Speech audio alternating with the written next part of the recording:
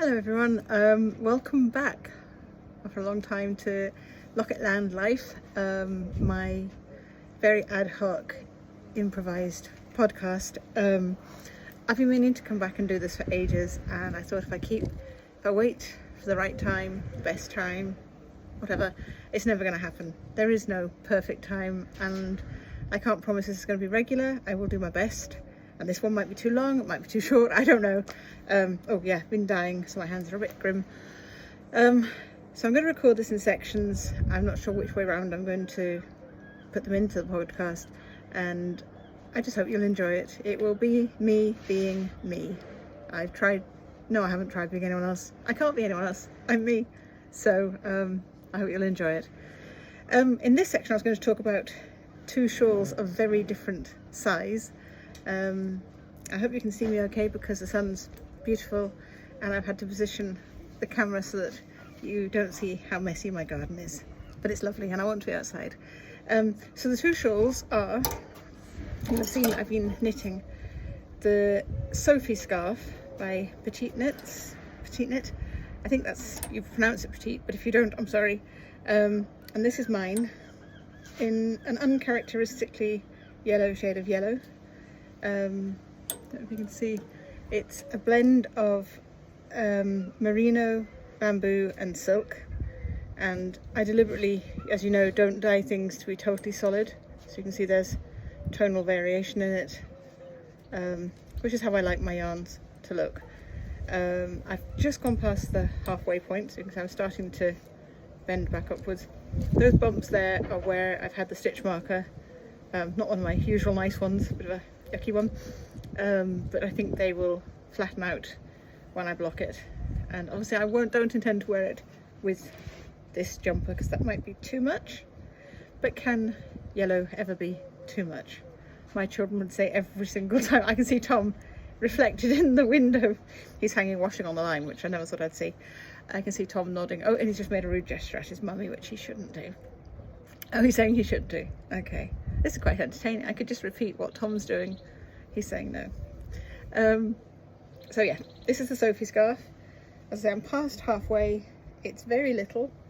It uses about 25 grams. I think it's written, well, I know it's written originally for DK, but I've chosen to use this 4-ply, and I'm using a 3.25 instead of a 3.5.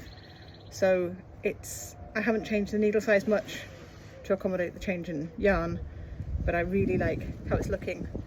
And I know I'm never going to be chic or gamine like the models on the pattern, but I know I will enjoy wearing it on days when I don't necessarily want a scarf, but I do want some extra yellow in my life, or whatever other colour. So yeah, that's Sophie. So this is Sophie, and she's very, very small.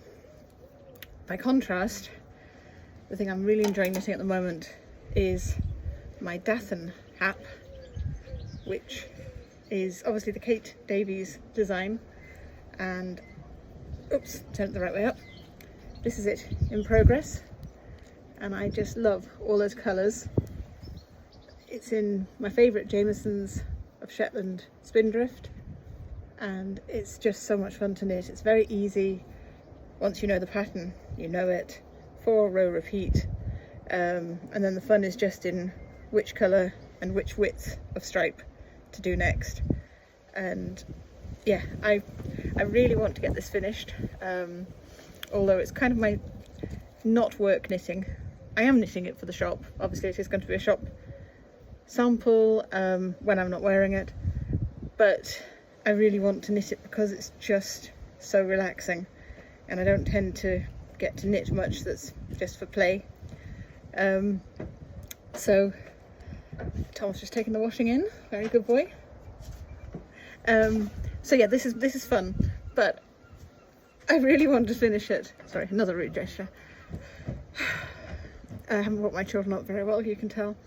I want to get it finished in time for my amazing trip to Shetland. I'm so excited to be going to Shetland for the very first time this year, and for Shetland Wool Week, which is incredible. I really didn't think it was going to be possible for me for quite some time, and I'm going with a really good friend, my friend Karen, So it's going to be fab.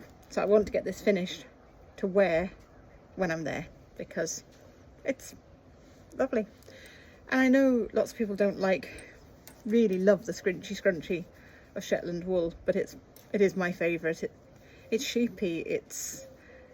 I know honest is a really silly thing to say, but I feel like it's an honest wool. It feels like the animal it comes from. It just feels very natural.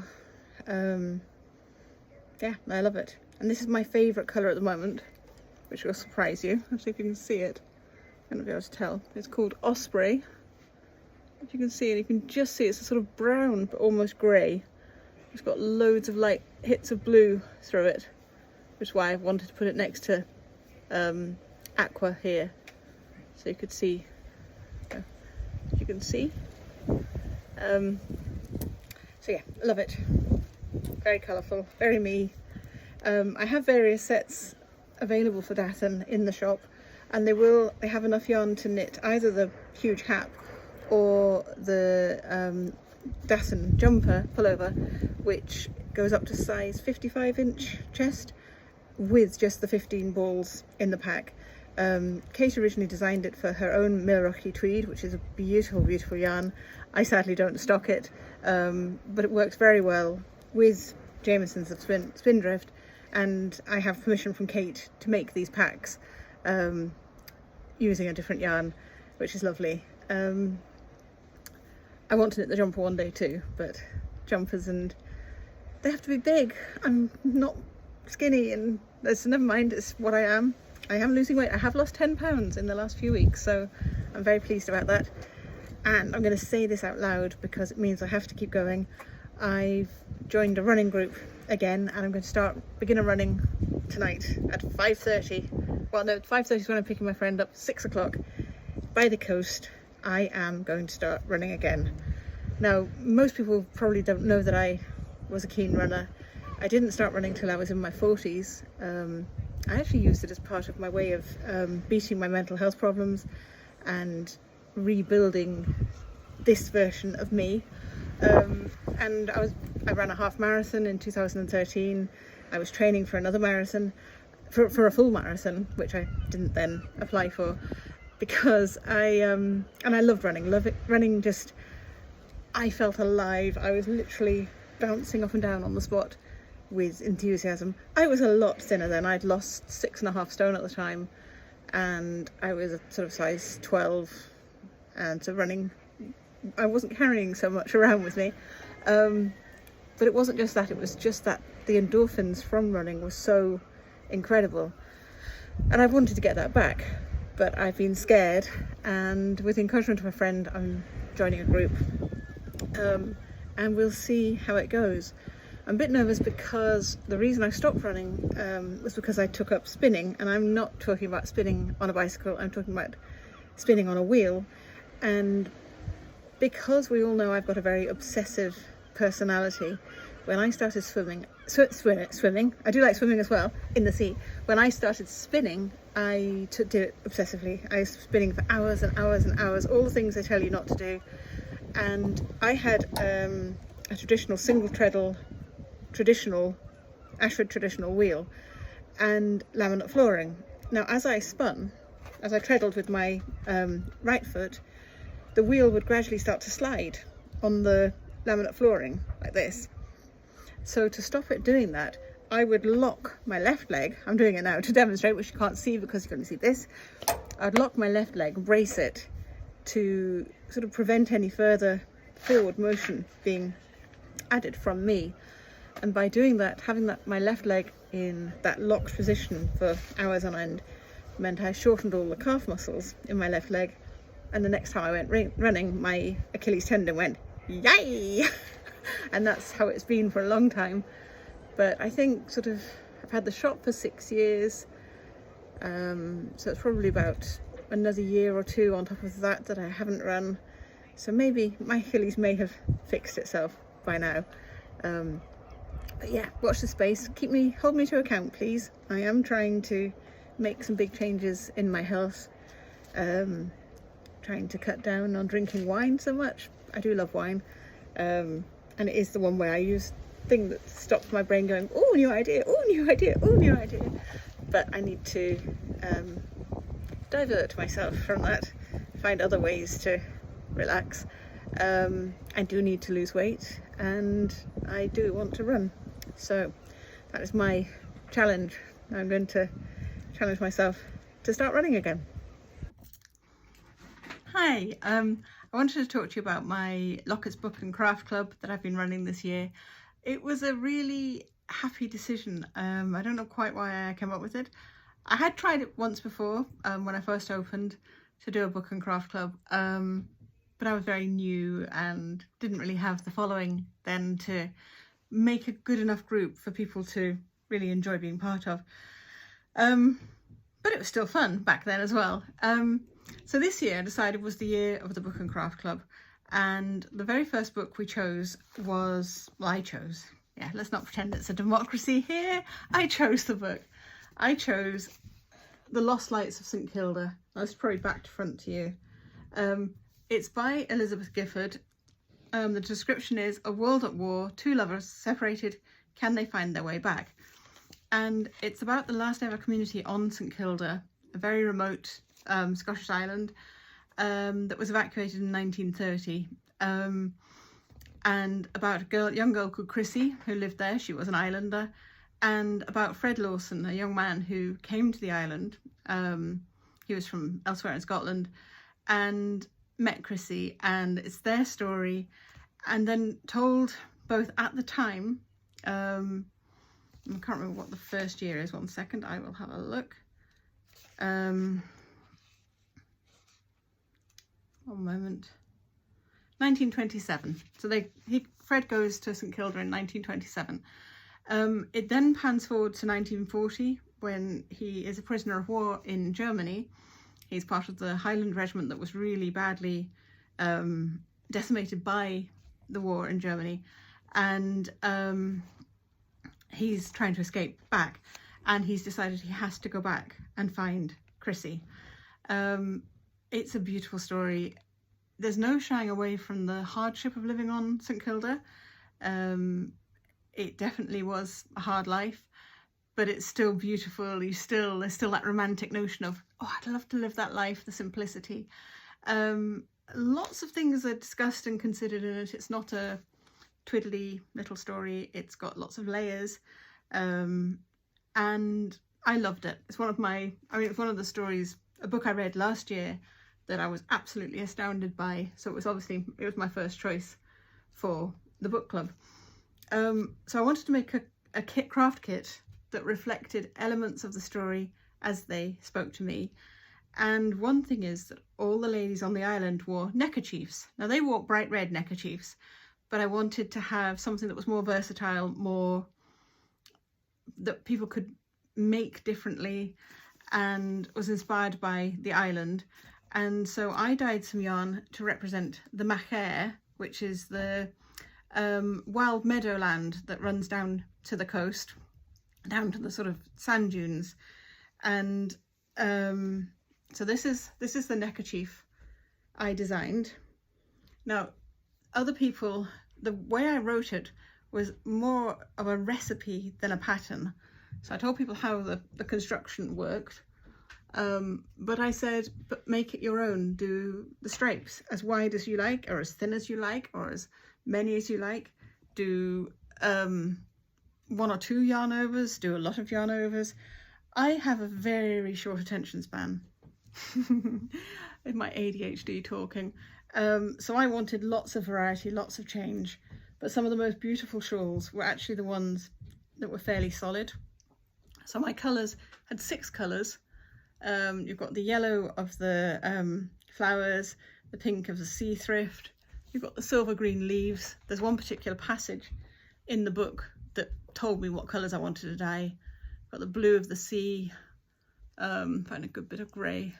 You've got the grey of the great rocks coming out of the sea, and you've got the brown of the peat, a very soft brown of the peat, and of the brown butterflies in the particular passage I chose. So that was my St Kilda neckerchief. Now it was exclusive to the group. So I won't be doing these colours again, but I am launching this as a pattern, a kit in the coming weeks. I think I've been showing you the back of it. That's the front, that makes life a lot easier. I'm going to be launching this as two versions of a kit, one using 5 20-gram mini skeins interspersed with mohair silk lace, and the other as a special kit for 10-gram minis. So that will be coming soon. But I really enjoyed it. I really enjoyed dyeing it, and I loved seeing everyone's different variations, because crafting's not fun if we all have to make the exact copy of someone else. If we can make it our own in some way, that just adds to the enjoyment. So that was The Lost Lights of St Kilda. My second book, which I can't find my copy of, was The Last Runaway by Tracy Chevalier, about a young Quaker girl in the 1800s who travels from the southwest of England to Ohio. She's meant to be going out with she goes out with her sister, who's arranged to marry somebody out there from their community, and lots of things happen on the way. And there's a lot of very interesting ways of looking at how different life was in Ohio. I mean, literally, it explains why we call boardwalk. It was a plank of wood on the mud to try and keep people's shoes out of the mud as they walked. What's very interesting about the book is it deals with the Underground Railroad, which was a network to help runaway slaves. So the Quakers were abolitionists, morally opposed to slavery, and Ohio at the time was a free state. But there was a law at the time that slave hunters could still capture runaway slaves in the county, or the state, sorry, and anyone thwarting them could be prosecuted. So although it was a free state where you couldn't keep slaves, you could be prosecuted for helping them. Now Honor really struggles with this, the main character, and struggles with life in America. And one of the ways Tracy Chevalier demonstrates this, the differences and the challenges, is through quilting, because Honor is a master quilter. She's very young, but she's got perfect stitching. I'm going to show you something which doesn't have perfect stitching because it's my sewing. And she is very much, she does the English style paper piecing with hexagons, and very precise and neat. And it's quite funny because when she goes out to America, she's quite scathing of the American style of Baltimore quilts, wrongly, but she doesn't think they're as good as hers. But as she progresses, you see her learn more and appreciate more, and her understanding and liking of America grows, because obviously everything is alien to her when she first gets there. And so she sees ways to incorporate the quilting. She also gets involved with the runaway slaves, and the interesting discussion of one of the escaped slaves' quilts. The lady's living as a free woman in the town, and her quilt is beautiful, totally different to anything Honor has ever seen before. And I just thought it was very interesting how Tracy Chevalier used quilting and sewing as a way of illustrating, one level of illustrating the differences. So I created a project which was a cover for an A5 bullet journal. This is what I call my Bible in the shop. It's my notes, very messy notes and calendars for everything to do with the shop. I chose Liberty patchwork fabric. It's not the lovely Tana lawn because that would be too fragile really for this kind of project. And I deliberately chose the very dainty English florals to represent the kind of simple life that Honor felt she'd left behind, and much more sort of complex but still beautiful darker tones to represent the more challenging things she was experiencing in America, but then growing to love. So although they're darker and more complex, they're still lovely. It's just Honor doesn't see that at first. I hope that makes sense. I know what I'm trying to say, is whether I'm saying it right. And then I was really excited because I managed to find some fabric for the inside, which is actually correspondence from Jane Austen, of about the same period, and each chapter of the last runaway ended with a letter home from Honor to her family. So I really liked, you know, I'm a bit of a nerd, I really liked that touch of having that fabric. And in the kit, everyone got their fabrics and hexie templates and a little tin with a hexie design on the top with a little pair of scissors and threads and pins and needles. So I really enjoyed making up this kit. And I'm very pleased with the project. And the great thing is this book's nearly full, but I can just take the cover off. And mine is a bit grubby because it goes everywhere with me and gets chucked around a lot. So that was book 2. Sorry, got a frog in my throat. And it's not a lovely knitted frog either. Book 3 was Where the Crawdads Sing, which is amazing. I don't think many people have missed hearing about this one. I think, you know, it's very well known. And because so much of the story is about the wildlife, I also wanted to have a wildlife theme. And because of the way Kaya and Tate communicate at first through feathers, it came to me that I wanted a feather motif in my knitting project. This is another knitting one. And so I chose, I designed a pair of wrist warmers, and I don't think you'll be able to see the feather very well there because of the colour, but it's a, can you see there's a, if I can get the angle right. So it's a feather motif. There's this quill and the feather going up like that. Maybe if I angle it slightly, you can see. And I knitted it flat. I tried for a long time to design it in the round because I much prefer knitting in the round. And this very simple lace pattern does not like being knitted in the round. It likes to trick you and make bad things happen. So I knitted it flat, did a little overlap seam and provided little mother of pearl buttons. And the yarn was dyed. The one I actually knitted with isn't as good as the ones I sent out.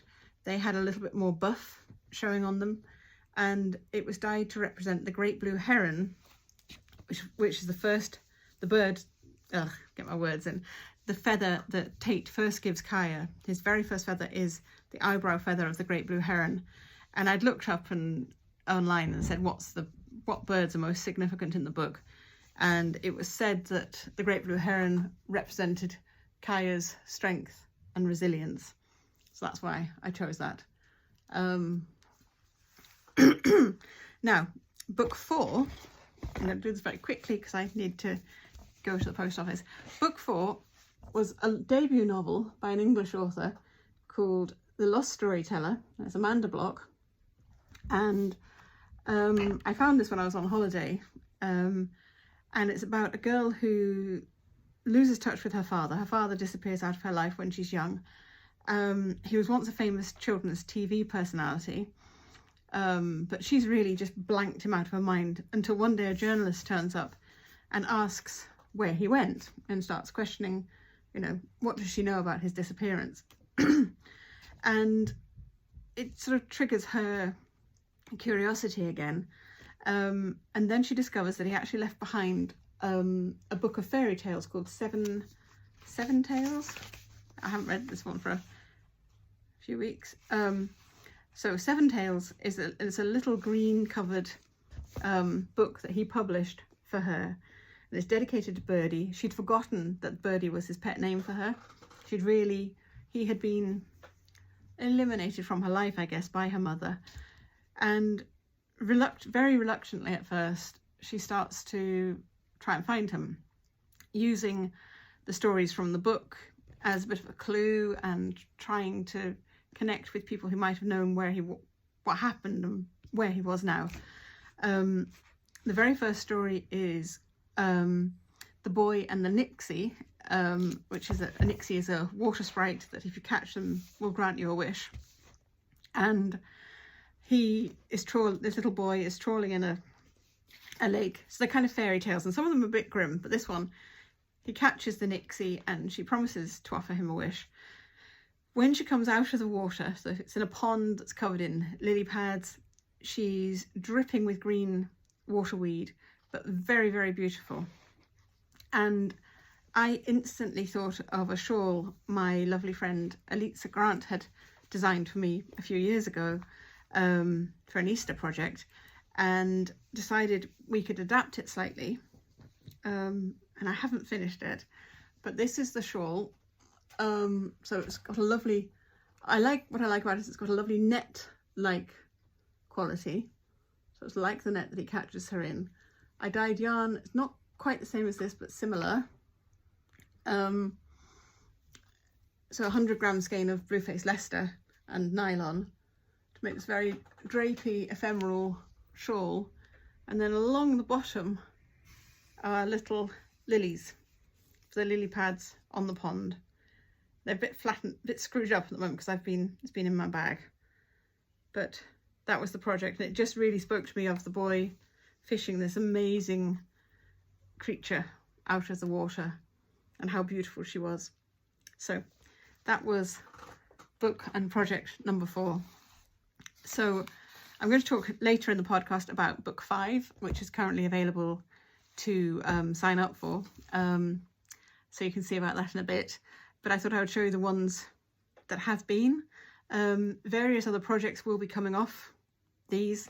As I said, the Neckerchief is being relaunched as 2 different patterns. The wristies, the patterns available with the purchase of my DK merino. I've got lots of lovely colours in the shop, and I will be making more kits for the patchwork, and most probably, almost definitely, more kits for this shawl. So there you go. Talking to you earlier about my the big thing project I brought out this year, which was my book and craft club, Locket's Book and Craft Club, where every couple of months I would suggest a book and create a craft project to go with it. And I've shown you the earlier books and their projects, so now's the time to talk about the 5th one.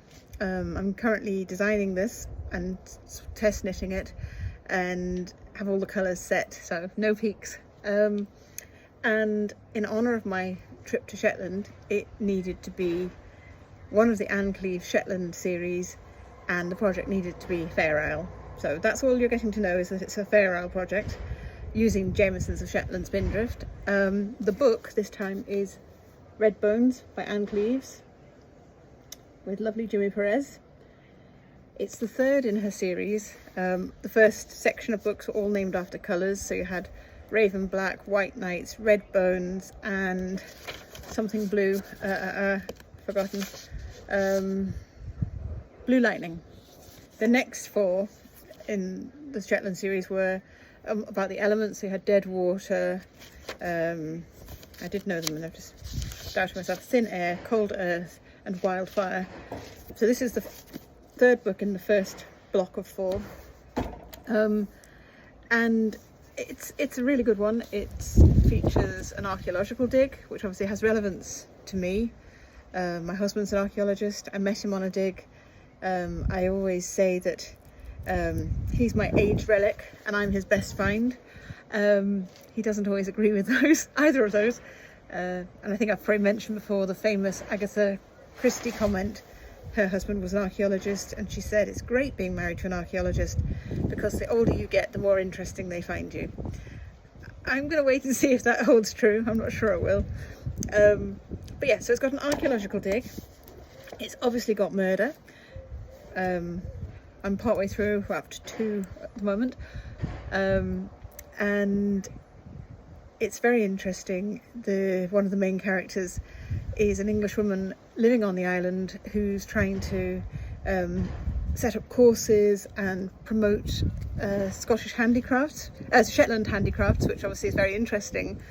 It's where we all come in, with spinning and weaving and knitting, and that's her aim. And so it's interesting hearing people saying, oh, I can't think why she's doing that, or people talking about the old crafts. It refers to the Second World War, the Shetland bus, which was a system used. The Shetlanders were helping the resistance in occupied Norway moved people out of Norway during the Second World War and fight against the Germans. So that's a feature, and obviously that's got cross-cultural links, which will did affect the style of knitting. Lots of layers. There's lots of layers in the book, so it's going to be a really good one to discuss at Knit Group. It's really good to listen to. I'm listening to it on audio book whilst I knit or do my dyeing, and I think you'll enjoy it too. And I think even if you've read it before or watched it on television, Anne Cleeve's books are so good that they will stand up to being read more than once, more than twice, whatever. And I'm very excited about the project I'm working on. I really like it. It's one of my designs, and yeah, I think it's going to be nice. So that's available on my website now to pre-book. I hope to get the kits ready by the beginning of September, but I think it's possible, because there's not loads of dyeing involved this time, it might be possible that I get them done sooner. I'm just trying to be rational about it, as I have multiple yarn shows and events before then, so I try and pace myself, but I'm not known for that, as you know. So actually it's not multiple yarn shows, it's one big yarn show in August, which is the brand new Newcastle based Northeast Wool Show at Newcastle Racecourse, and that's going to be amazing. The exhibitor list is fabulous. I'm going to be there too, and it's on my sort of home ground up here, and I think it's going to be a really good show, and I hope lots of you will be able to come. After that I'll be at Yarndale in Skipton, which is literally just before I go to Shetland, so I've got to pack up Yarndale on the Sunday night, race back home, unpack, jump on a plane and go to Shetland the next day. So it's going to be quite a rush, but that makes it very exciting. And then in October I'll be at Bakewell Wool Gathering, and November there's the one-day Yorkshire Yarn Fest. So there's lots going on, and there'll be lots of things happening in the shop too. And yeah, no rest for the wicked. It keeps me out of mischief, I guess. So yeah, good times.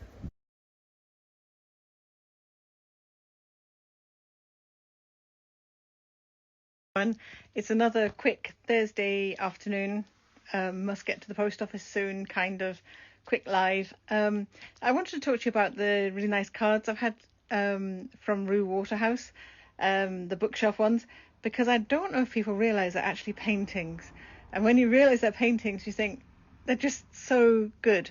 So I was going to show you them again close up and turn the camera around. I'm never very good at that bit. So yeah, here are the cards, and I don't know if you can tell because they look so perfect, but they're actually paintings, and I just think she's a genius. So that's the Scottish one. Whoopsie, that wasn't clever. Folding my phone over was not a good idea. But can you tell? They're paintings, and they just look so realistic. So it's one level is, oh, they're nice photographs of a bookshelf. When you realise she's actually painted them all. I think I'm most impressed by the writing, because I can't write nicely at all, let alone copy script from a book and match the style. I particularly like the children one, but there's one where the paper Rue has painted on really picks up the texture of the books, and of course I can't find the one I wanted to show you. But yeah, look at this one again. You can see that is just what those books can look like, the really old fashion books and the texture on them. Maybe it's this one. Yeah, can you see? They look like the feel of an old book. So I just wanted to say that actually, did you know they were paintings, not just photographs? The other reason I'm telling you today is because I've just done a stock check, so I actually know the right number that I have in the shop. So if you do want any, and go onto my website, what you see is actually what I've got. And that doesn't always happen, and I am trying very hard to work out a way of doing accurate stock checks and have an integrated system that works with my shop and my website, but it's not as easy as it seems. I've rearranged this front table a little bit to put all my yarns together. So these are all the bookshelf 4-ply. I think I need to still put those 2 little 50-gram ones online. These are the ones I decided reminded me of fairy tales because they had so many complex layers to them. I'm really enjoying dyeing this yarn. Each one's unique. It's a lot of play and experimentation, but I think the results that are coming out are actually very pleasing. That's another fairy tale. And then, oh, not my dogs. This one. And then you've got the children's books, which obviously sort of go with the children's book card. Really, I just play and have fun, and then say to you, oh look, I've dyed some that look like children's books, aren't they? And they're fun and they're different. I can't wait to see when people start knitting socks with them, because I think they're going to be really, really interesting. It's one of my old classics. You can see all the sort of layers, and then I get to have all my lovely books in the shop looking pretty. So that's what I really like. So it's all my interests coming together. Books and colour and cards and pretty things. And then these are the DK. This is the Ultra DK Merino. It is so soft. If any of you have been doing my book club and had Where the Crawdads Sing yarn, this is the same. You can see it's a very round, plump DK. It just takes colour beautifully, whichever way you want to dye it, whether I want to dye sort of muted speckles or vibrant ones, blues. And these are the mittens that I designed for my book club. Not the colourway, but the design. So they're a feather, very simple feather lace. You can add buttons to the side. So they are now available on my website with the yarn. It's Locket's Feather Wristies, and they're very nice to knit. And my friend Susan knitted these ones, and she actually shortened my pattern. So instead of having 3 distinct feathers, she did 2.5. And with her gauge, by splitting her yarn in half, so for 2 balls of 50, she actually managed to make 2 pairs from 100-gram ball. And I just think they're fun, especially fun with a really variegated yarn because of the way it kicks, the pattern kicks out with the feathers. So that's just what I wanted to talk about, to say, look at these cards. They're actually paintings, aren't they amazing? And yeah, to show off my yarns because I'm having so much fun dyeing them. And the more you buy, the more I get to dye, and it's great. Good win-win situation. And also to show you Isla's new planters. These are Isla's terracotta self-watering planters. And if you look, I need to water them and put the water in the pot. It's quite warm in the shop. And they've got a reservoir in the middle, and you fill that with water. And then the plants are kept perfectly moist by osmosis. Now they're a bit dried out at the moment because I haven't watered them, put water in for a few days. And I have been drying yarn on a radiator. I know radiators on in this heat, but needs must when it keeps raining and I need to get yarn dry. So yeah, that's all I have to say. I hope you have a lovely evening, and I'm going to dash off to the post office now and get my parcels sent. So I'll talk to you again soon. Bye.